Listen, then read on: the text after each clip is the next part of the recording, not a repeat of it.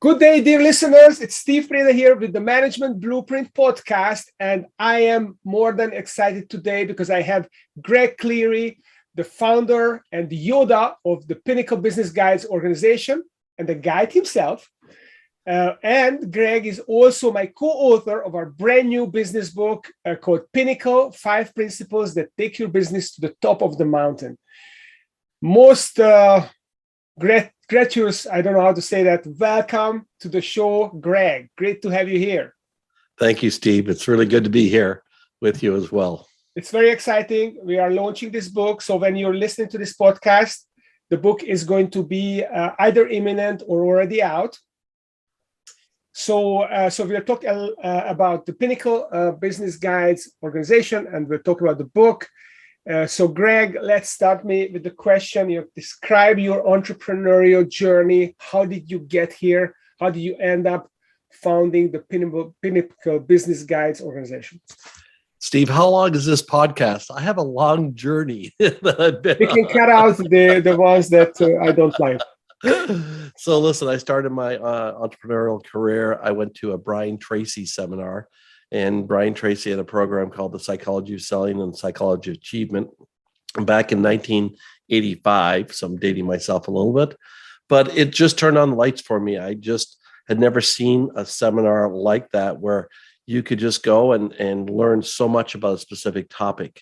And so I asked him for a job, and I became one of his reps, actually out selling his training. And I moved up through the ranks, became the national sales manager, Peak Performers Network, where we had Harvey McKay, Jim Rohn. I just want to butt in here. I can't resist it. I love that. And I started my kind of entrepreneurial discovery through Brian Tracy when I was still in Hungary. I bought the CDs, the psychology of selling, the psychology of achievement, all that stuff. So it's like amazing in the 90s. So sorry, carry on. Yeah, we've been on the same path, Steve, as you know, until we recently came together a few years ago. So our journeys were similar. And from there, National Sales Manager, Jim Rohn, Harvey McKay, Tommy Hopkins created a great network where people would buy a membership and come every month to different speakers. And as the business evolved, then they became mega events, right, with lots of people, thousands of people. And then training changed. We went to train the trainer models, right, where you certified in-house people. That was called Team Track. I co-founded that company with a gentleman, Tom Winninger, and very successful. And then 2001, the towers came down, and I was like, I have to get off the road. And I hung up my shingle to be a sales coach. So I'd heard about all these trainers. I'd been flying and listening and going to seminars, for a long time, 16 years. And it was just time for me to do my own thing. And so I took a few clients, and what I would do is I'd write the sales process. And then I said, listen, I'll go prove it to you. I'll go out and ride with your salespeople. And at any time in the sales presentation, they can just say, hey, Greg, do you have any questions? Whenever they got in trouble. And so from there, that took me to 2010. And one of my clients said, have you read the book Traction? And I said, no, I haven't. They knew I was a huge reader like you, Steve. Look at all these books behind you. And I read it, and I wondered if Floyd Wickman was in a relationship to Gino. And I had worked with Floyd on our lineup at Peak Performers. And so when I called Gino, he said, yes, Floyd's my dad. And I knew all the tracks, Mr. and Mrs. Wichikowski over at Happy Hollow. Are you looking for an ideal home in a quiet neighborhood? And Gino said, man, you really do know my dad's stuff. And so I paid $29.95 and flew over to Detroit and became certified EOS implementer. I happened to get in on the ground floor. I was the 8th certified EOS implementer. And I rose through the ranks. And in 2019, the fall of 2019, I departed the community as truly the number one EOS implementer with revenue and sessions. And I started Pinnacle Business Guide with a couple of great colleagues that Dwayne Marshall and some of the other great people I had worked with.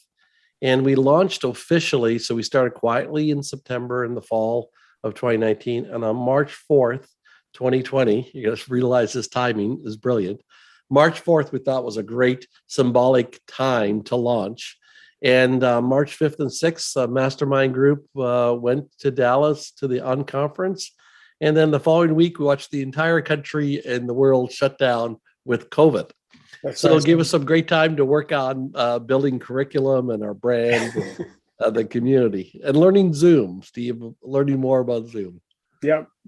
That's awesome. So that was 2 years ago. Yes. So what have been the challenges? What are the challenges of building a coaching community of guides? What has been some of the challenges? Well, as you know, Steve, there's a lot of really good thinkers and authors and brilliant people out in the marketplace. And I think one of the challenges is just bringing all of it together, curating all the different ideas and concepts, and trying to distill it down into like a bite-sized, manageable process. I think that's one of the big challenges. You can read a lot of books, and sometimes the books are 300 pages to get one idea, right? To get a couple ideas out of it or make their point. Yeah. So the challenge is to synthesize, and that really segues well to the next question, which I've been thinking about asking you, but I actually never asked you. Is you came up with the Pinnacle model and the 5 Pinnacle principles of people. Well, actually, I let you tell me what they are. They're actually all behind the wall as well. But yes. I really wonder, how did you hone in on these 5? What was your process? How did you figure out that these are the most important ones?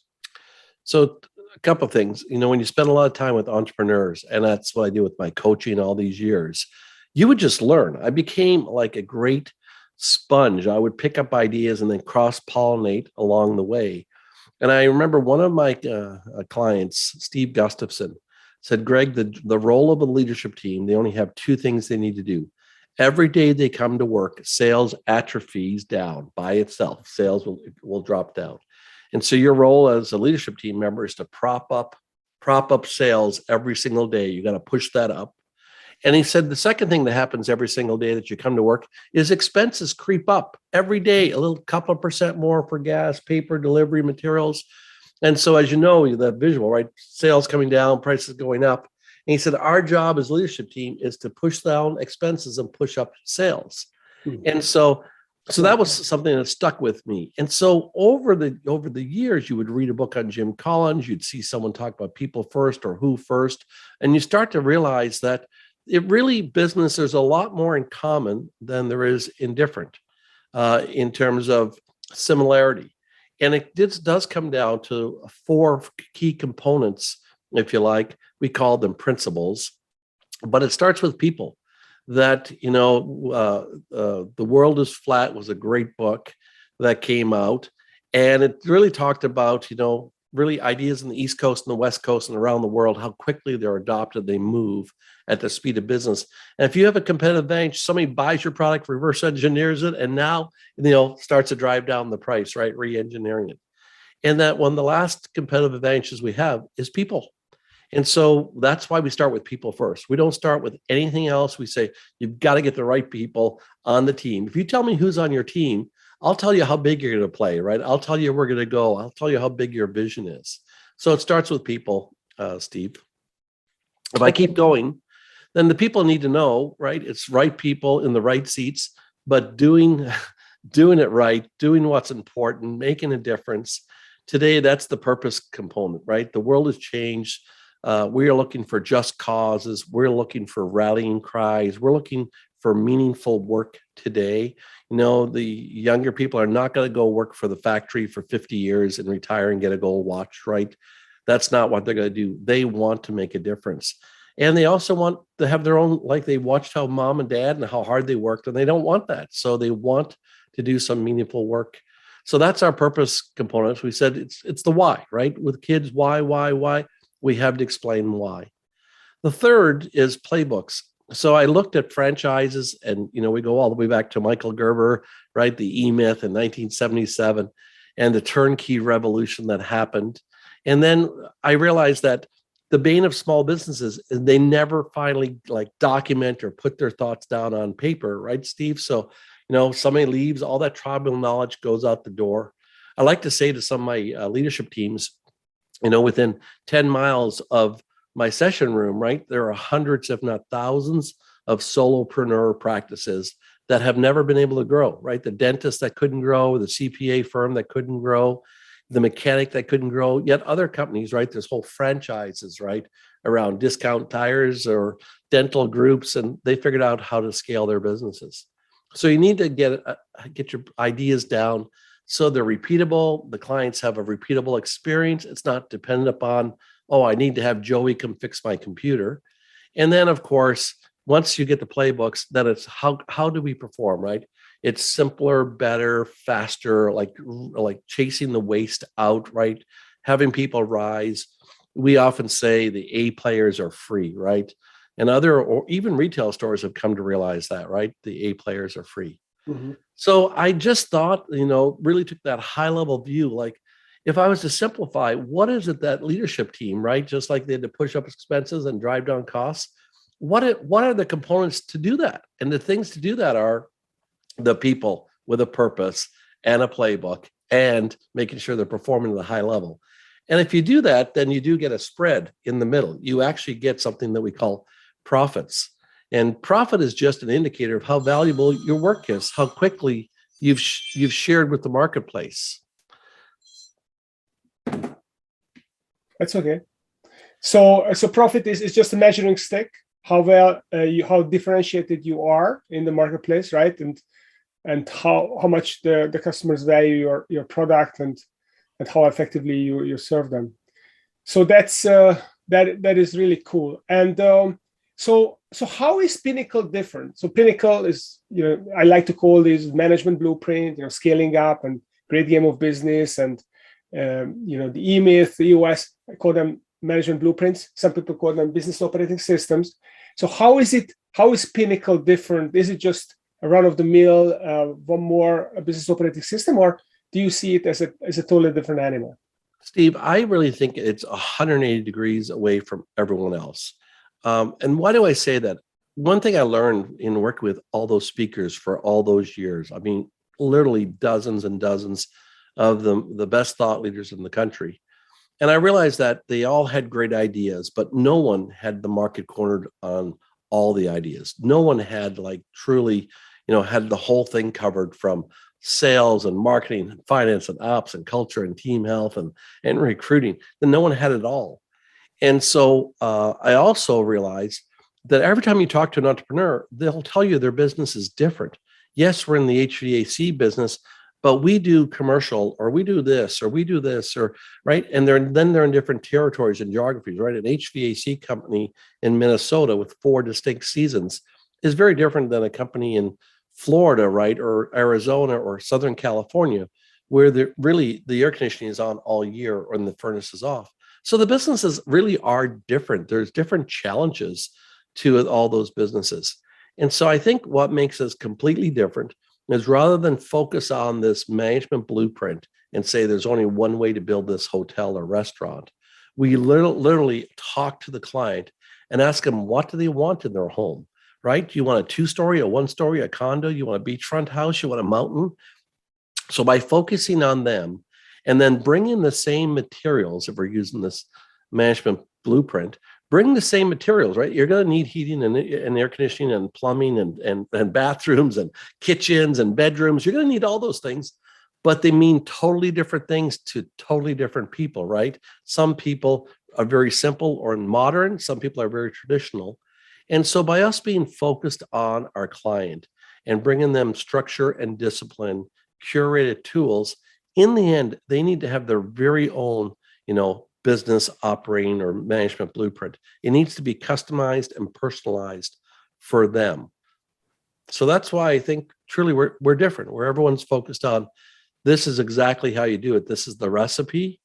Where I think we are taking a different approach, saying we're going to meet you where you're at, where you are. And if you've got a young team of 25-year-olds, you can sprint up that mountain. And if you have a very complex business with 5 locations and 200 employees and you've been around a long time, it's going to be harder to bring that team, right? Because people have their biases. It's always the way we've done it. Like, they have other things that they're going to have to overcome. So that's, I think, Steve, how we're different. Yeah, I love that metaphor of meeting clients where they are, because really everyone has a unique journey, and what we don't need to regurgitate other people's journeys just to have a complete process to tick all the boxes. What we need is someone come to us and identify the low-hanging fruits that we can harvest immediately and go to that and use the leverage from that, whether it's cash flow or whether it's fixing our culture, or whether it's figuring out where we're going, or creating a cadence of execution, whatever it is. And that will give us the boost so that we can go to the next one and the next one, and we keep moving up the mountain that way. The other thing I wanted to ask you about is you talk about the 100% solution. So what do you mean by Pinnacle being the 100% solution? So what we found, if you look at many companies or think of an operating system for a company like an ERP, many people buy an ERP and then they have to bolt on all these other software programs. I need Outlook for email. I need this. I need accounting. I need finance. They need all these different things, and they have to hire all these different consultants, and they're trying to get them all to work. And there's no standards for them to plug into each other and so on. And so it makes it a painful journey. And so most of the programs out there are not holistic. They truly have come up with their lanes, and they're going to stay in their lane. Hey, we help you with sales. We help you with finance. We help you with inventory and warehouse logistics. And I thought, they shouldn't have to go find all those places. There could be a place where, great minds come and focus on being 100% solution. And what I mean by that is, if you're going to go climb a mountain, you don't want somebody, you want somebody to help you get all the way up and all the way down. 50% of the accidents on mountains, 50% of the people die on Everest on the way down. And so you want a 100% solution. We wanted it to be around sales and marketing and finance and ops and culture and cash and hiring and team health. We wanted to think about all the challenges our entrepreneurs were facing and saying, listen, could we provide or find or recommend a tool or a resource for that? And Steve, while we might not have them all, 100% is a very high bar. What we have done is we've also identified where we have some gaps, and we've chosen some partners, right? And said, hey, you need help with process optimizers, great. You need some help with a virtual assistant, we have a great partner. You need some help with hiring, we recommend you work with Vision Spark. So we filled in any of the blind spots, any of the weak areas with some very strong partners to be that 100% solution for our clients. So they don't have to go out and find it on their own. We vetted it and tested it. And we have leverage with those vendors and partners. Yeah, that is definitely true. And I'd like to go back to this idea of customization, because I think it's really, really important. And one of the things that stuck with me when you first talk about the Pinnacle and what your vision was with Pinnacle was this idea of, yes, you need tools, but it's not about the tools. So what do you mean by you need tools and it's not about the tools at the same time? So when we have a tool, like the idea of the tool is to have an aha effect with the leadership team. So when you show them a tool, for example, and say, here, there's this good, better, best pricing, and rather than have people shop around and get 2 or 3 other quotes, you could actually provide them 3 different levels of service. Or we teach you a tool around pricing. And we say, if you actually had a 6% price increase, you could afford to lose 10% of your people, clients, and you'd still actually make more money on the bottom line. And so the tool is just designed to like change the paradigm, to get you to think differently. When we come in and say, do a tool like Level Up and say, who on your team is underperforming? And if they walked in tomorrow and quit, how would you feel? And when you say, man, we've got 12 people and 8 of them, I'd be okay if they left. Actually, I'd be happy if a couple of them left. That tool just turned on the lights. And so it made a big difference. It wasn't the tool that's going to make all that change. It's you coming to the realization, I have 8 people on the team. And if I could just level them up a little bit, think of the payroll and the expense there. If you can make them 20% more efficient in the next quarter, what the ROI would be. So it's not so much the tool. The tool just really shed some light. It's like you got a flashlight in the dark. You turn on the lights and you've got the flashlight to see where you're going. It wasn't so much the flashlight. It was just now I could see where I'm going. So the tools are important, but they're just tools. They're just tools. There's nothing, truly magical about them. There's just different tools for different situations. Yeah. So it's not about the tools. What I like about it is Pinnacle is not about the tool. We're not obsessed with tools per se. We are obsessed with the idea of simplifying concepts. And yes, we use tools to convey them, but it's all about how you curate. I like you use the word curate the tools, because it's not a lack of information. Information is all the information is out there. Maybe you have to pay $15 for it, but it's there basically virtually free. But you need to curate this because there's so much noise. You need to cut through the noise and get the information in digestible form to people so that they can use it in their business. They're not in the business of absorbing and synthesizing information. They're in the business of running their own company, and they just need the guidance to implement. So one of the things that Steve, what I want to say is, yes. We're not obsessed about the tools, but we're obsessed with helping companies grow. And we think every company can grow if they get focused, get in alignment with the team, right? Get the vision down, 1% vision, 99% alignment. If we can truly stay focused, right? Follow one course until successful. And the tool is important, but it's not everything. Again, just think of, I use a lot of different analogies. One of the analogies I use, go get a high performance sports car. You're not choosing the airbags and the braking system, right? It's all coming together, and really smart people chose which braking system, which airbag system, what engine, what tires. I mean, they thought through the entire system, right? Like truly it's an operating system for the car. And you didn't get to choose that. But in the end, that whole combination is around performance or luxury or whatever it is you're trying to achieve with that. So the tools are important, but they're not everything. They're not everything. They have to be built together to give you that luxury car or fast car. They have to come together. Cost-efficient car, whatever you're looking for. Listen, look at the world. We are all looking for personalization. Mass customization is a term, right? Where even though they sell those cars, people still will go in and get in line, and we're going to pick different colors and a different combination of everything. I love the example of the Starbucks. How many millions of combinations of a drink there is, right, for them, and yet they sell, lattes. Well, a latte, soy, 1 pump, single, extra hot, 2 scoop, no foam, right? All that combination of it makes it personalized and customized. And who's to say whose latte is better than the others, except for it's all in the eye of the beholder, right? If you're willing to pay $5.75 for a latte, I'll make it how you like. That's right. Yeah, I wish it was only $5.75. I think it's now $7.57, something like that. So talking about customization, what I really love is that we don't just customize the approach, but we also create a customized business operating system for every client. So how does that work? Can you explain how do we kind of brand it for the client and customize it? How does it look like so that they can own their own business operating system? So Steve, it has to be very relevant to their people. Like it needs to be sticky. So we don't introduce a lot of acronyms in our system, Pinnacle, right? We don't throw lots of these 3-letter acronyms at people. In the end, we say, listen, you're going to have a daily stand-up. Give it a fun name, right? Is it the Spit It Out meeting? Is it the Quick Connect meeting? Is it the daily press release? Like, is it GSD? Is it the all hands? Like, what is a fun name for your 831 Express? Like, what's a fun name for your daily stand-up that's meaningful to you?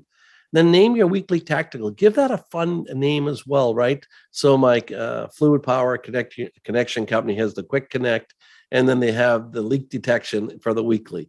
It fits exactly in their wheelhouse, those names. And so making it, customizable and personable to them is going to make it far stickier than if we called it, the AGP or the BBC or we gave it an acronym. So I think it's very important for them to name all the different components, because in the end, it's their journey. 20 years from now, 15, 20, 25 years, right? Director, hey, your system is perfectly designed to give the results you're getting. So the systems are evolving. And so why not have it be your business operating system? And it's all made up. If I walked in and looked at it, it would all be your logos, your names, your terminology. I mean, it just fit very well with your culture, right? Is your culture fun, or is your culture very intense and serious or innovative? Just make it look like yours. And I think that's a big part of, where management blueprints and operating systems, I think that's where they're going to go. They're going to go where people are going to say, hey, I'm going to take those components and this is what it's going to look like for us. Okay, that's really cool. So as we were writing this book, we had lots of discussions where we basically were kind of grappling with, okay, how to approach certain things. And one of the things that you convinced me to do in the book is to simplify the process of setting rocks. So some of those other systems, most people on this call will be familiar with quarterly objectives, quarterly rocks, goals that most of these operating systems talk about. But some systems say that you have top-down company rocks, and then you have bottom-up personal rocks, aspirational rocks, committed rocks, all that stuff. So and you can simplified it down for me, and you convinced me that you don't need all these different types of rocks, just have one type of rock. So tell us a little bit about why do you believe that and how it works?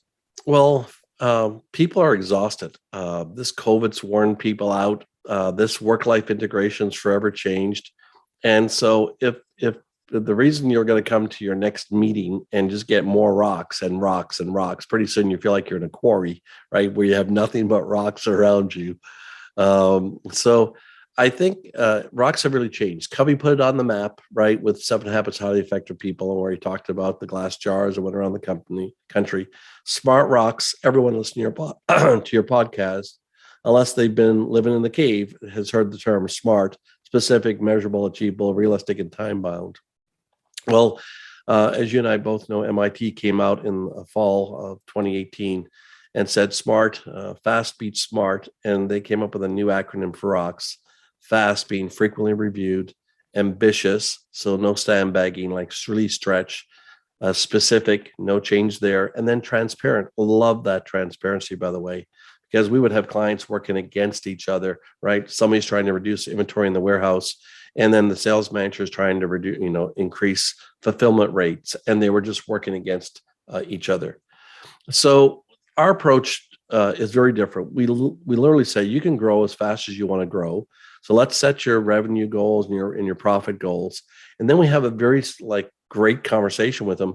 Okay, so you want to grow 20% this year. By what means? By what means?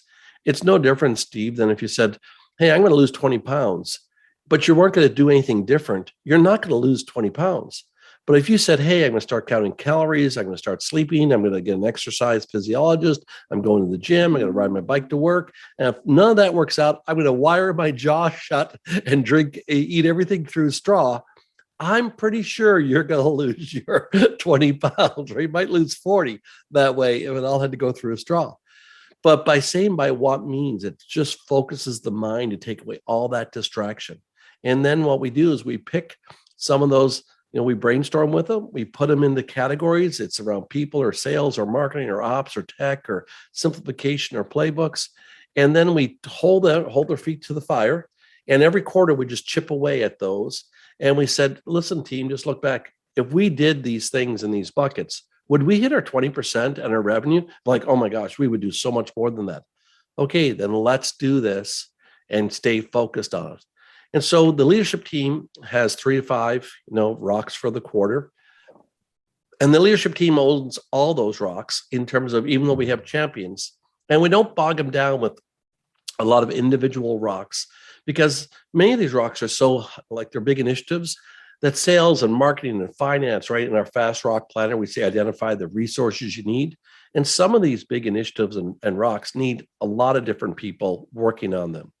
So we are from the school, do less and do it better, right? Do less and do it better. We're not here just to check the box. Do less and do it better. And then you can actually make more progress, right? In the direction you're trying to go.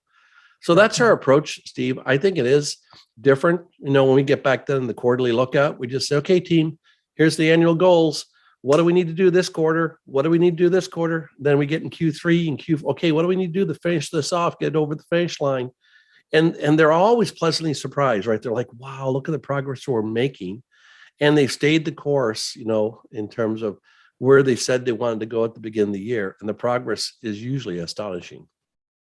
And I love you mentioned the 20%. because one of the things we talk about in the book is that you can actually 5x your business in 5 years with 5 principles. And the way the math works is if you grow by 20%, which has been pretty much the average growth for most of the guides that we worked with, 20% growth top line per annum. So if you keep doing that and you start working on your execution and your playbooks and your differentiation, it's going to be very easy to double your profit margin, your net profit margin. And then you're there at the 5 times the value of the company, probably more, because you get a higher multiple in the meantime. So, and that's a very versatile goal for companies to shoot for. Let's 5x this business, and the the owners of the company, if they 5x the value of the company, then they can do whatever they like. They can get to their ideal life, whether running a great company or doing something else, selling the business.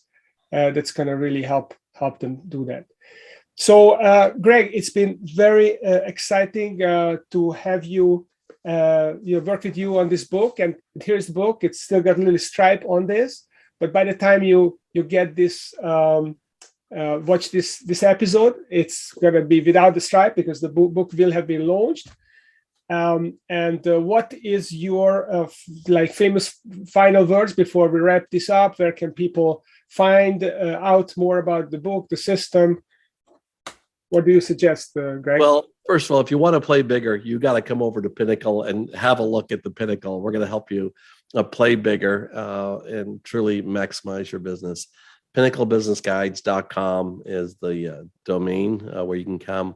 We have lots of guides, colleagues, coast to coast, other countries, as you know, Steve, right? That they can find someone that they could talk to and have a conversation with. We'd be happy to come out and we call it audition. Come out, meet with your leadership team, spend an hour and a half with them, audition, see if our chemistry and our approach would be a great fit with them. And we would welcome those conversations, those introductions to earn the right to be your business guide. And in the meantime, don't forget to go to Amazon and buy the book. The Kindle will start at a discounted price of $5. So if you can't afford that, then don't bother. Otherwise, you can get the book. We are coming out with an audio book as well within a couple of weeks.